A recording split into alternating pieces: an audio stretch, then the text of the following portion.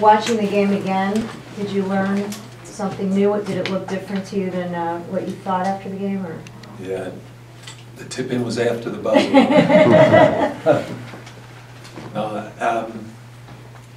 You know, one of the things I think we all knew was once we had established ourselves as a front runner in the race for the regular season title, and after we beat Duke, who at the time was ranked #1 in the country, you absolutely know you're going to get everybody's best shot. And initially, I think we kept playing on a very high level and were able to overcome some very, very tough opponents on the road. We came from behind to beat Virginia Tech. We came from behind to beat NC State. Had a barn burner of a game at Florida State and Clemson. But then I think we ran into a road game where we weren't quite as sharp as we'd been and lost at Wake Forest. I thought we bounced back pretty well, handled Virginia Tech at home, played a great game at Duke, and lost by a basket to a great team. And then last night, I thought Georgia Tech played a great game. In watching them, they made some incredible shots. Yeah. The one in particular was Chris Bolden banked one in from the corner. Well, some nights it's your night, and we ended up losing at a tip-in at the buzzer. And, you know, kind of the law of averages kind of catches up with you over a period of time, especially when the teams are so even like they are in this league. No, there's not a tremendous amount of difference in talent. We had it rolling for a while, I think because we were just very fresh. Now, we're a little bit tired and see the wear and tear of the long season. So we need to regroup.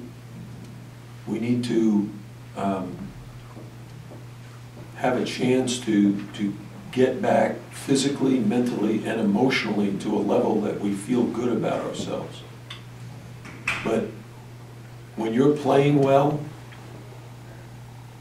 it's the opponent that has to make all the adjustments. Now that they've made those adjustments, now it's our turn. We've got to figure out, okay, well, we're winning, we don't really have to make any changes. But now we do. Not so much with our lineup, but with some of our strategy. How we're going to guard the ball screens. And that's one of the major culprits right now. In basketball, a lot of things is matchups. And what opponents are doing is really making our big guys come away from the basket and play ball screens multiple times in a single possession. So one time Reggie plays it, then the next time Kenny has to play it, and a third ball screen where Reggie's got to play it again. So you're like an accordion. You're out, you're in, you're out, you're in, and it's very challenging. And when a team is red hot and they're loose because they feel like they have nothing to lose and everything to gain, and I think that's what we've seen with Wake Forest and Georgia Tech. Have you had to do any of the mental tricks? I know you're very big into the mental side of things. Have you tried anything different with this group? The answer really to that is no. The approach has been for a very long time to keep things very routine. And when you win 14 games in a row, there's no reason to make any changes. And we didn't know we were going to lose, 3 out of 4. So now we've got to look at some things to help us recover. Do you view the 3 out of 4? I mean, that is when you look at the schedule, you see all these W's and then you see 3 L's out of 4. But do you view those, do you lump those 3 losses together and view that as a little 2-week tailspin, or do you think each of those 3 losses is completely different and it's not a tailspin? Okay, I look at it this way. We didn't give a great effort like we needed to against Wake Forest at the defensive end of the floor. I think a lot of times a team will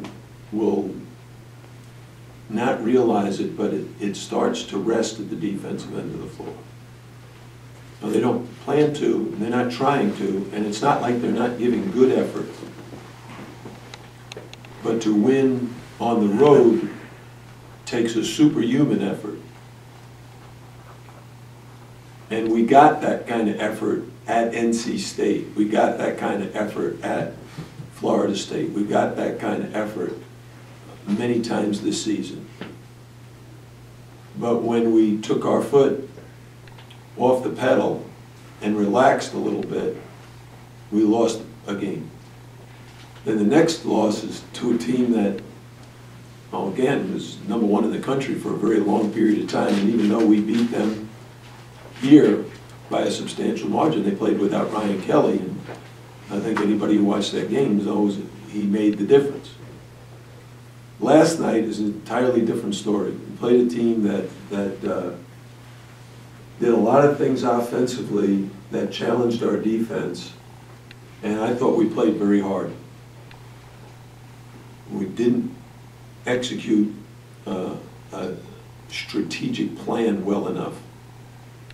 And some of it just has to do with the strategy. We have to have a different strategy against a team like that. We didn't need to the first time.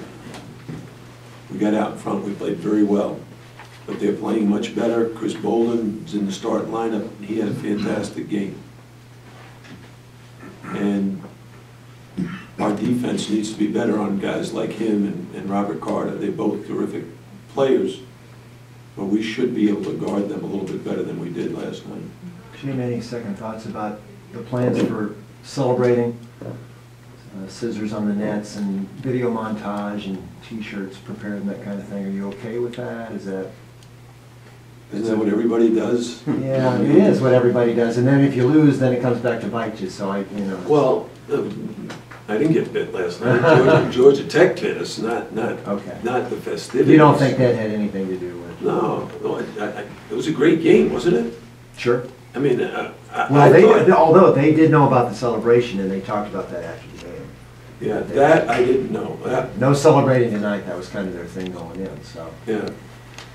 Coach, when you think about it, you talked about all these teams bringing their best now. Yeah. I mean, and you got the target on your back. Yeah. Well, you probably wouldn't want to be in any other position, though, right? I mean, that says a whole lot about your team. Well, here's what you do know. We have one game remaining, and we have positioned ourselves to be the #1 seed in the ACC tournament. That if someone asked you before the conference race began, would you like to be a game up on Duke and 2 games up on Carolina and sitting in first place with a home game to close out the regular season? I think everybody would say yes. That would be a fantastic year. I think tomorrow's game is a sellout for the 7th time this season, and that's special. Have you? You guys from being there is so much emotion. The seniors were talking about, now you've got the added sort of pressure of this is a must-win game to clinch the ACC, and it's senior night and all that stuff. Wait a minute. Quite frankly, we've clinched the regular season title. Mm-hmm. Now Duke could tie us if they win and we lose, but that's 2 big ifs. So, I just think it's college basketball. You saw what happened at Indiana the other night. Ohio State went in and beat them. They had this big celebration planned, and they didn't get to celebrate it. They did actually. They cut them down anyway after the loss. Yeah. They did? They did. That was much discussed, whether they should have or not. They did. Yeah.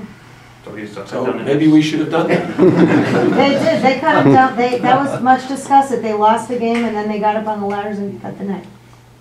Oh, I didn't know that. Jim, will you revisit Reggie starting, or do you feel like you need to go back to him to keep his level of confidence up? Well, it's not about that. We're gonna have our 5 seniors in the start lineup tomorrow. That's been a tradition. We're gonna maintain that tradition. What if it was not senior, right, would he? I love dealing hypotheticals. What's your take on the state of Reggie at the moment? Well, I think he knows that he's capable of playing much better than he has in recent games. And there's still a lot of basketball ahead of us. Where's your confidence as a team, from the players, from what you see from the players? How's their confidence right now? Well, I'm sure it's taken a shot, but, that's what college basketball does. You lose a game, it's a little chink out of the armor. But you got to be resilient, and you got to fight through that. Coach, you said earlier in the year that you feel there's more teaching moments sometimes in a victory than a loss. Do you feel maybe players, though, remember the sting of a loss, especially like last night, maybe a little more so? Yeah, I think that there's a sting, but every loss has a sting. I said this at the beginning of the season, and believe it now, every game counts as one. And you have 18 regular season games to play. And there was a time this year when we were on a roll and hadn't felt that sting in a long time. Now we've felt it 3 out of the last 4 games, so it's painful, but you do have to be resilient. You got to battle back. Jim, I know you haven't had these seniors obviously for all 4, 5, 6 years, but can you just talk a little bit about what this group has meant and obviously what you've accomplished this year and just the senior? Well, I think when we first got here, all these guys were, Julian Gamble was a senior. We lost him and got him back, and he joined this class. We lost Garius Adams, so he's redshirted. They're basically the foundation of the program. Whenever you inherit a large group, we only had a couple of scholarships in the last 2 years. So you have to work with the players you have, and they've done a great job of making a transition to a new staff. And they'll go down as the winningest team in Miami history in terms of accomplishing things that have never been done before. From knocking off the #1 team in the country to winning both games against Carolina during the regular season, to beat Florida State twice. There's been a lot of firsts, regular season champion or co-champion. It's kind of an interesting group, kind of non-traditional. You got transfers, 6-year seniors. I mean, does that dynamic play into things at all in your mind? Well, I think they've become good friends, despite all their differences and various backgrounds.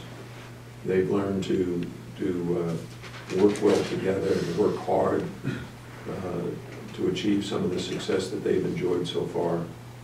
You think the fact that they all did come from those different places, that they're kind of a harder working group than guys who were maybe super highly recruited and have been at a school for 4 years like a star? They've each kind of had to sort of go to one place, transfer to another place, restart their career again, reprove themselves.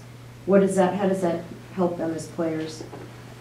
Well, I think everything is about motivation, and what moves you is a lot of times your goals. Even if you don't write all your goals down like I do, these kids have very, very serious goals. And whenever a roadblock is thrown in their way and they have to take a detour around it, they realize, hey, this is my last chance, and I need to make this work. And it makes them a little hungrier, it makes them a little bit more willing to sacrifice, and it makes them a little more attentive to detail. And I think they've all done that.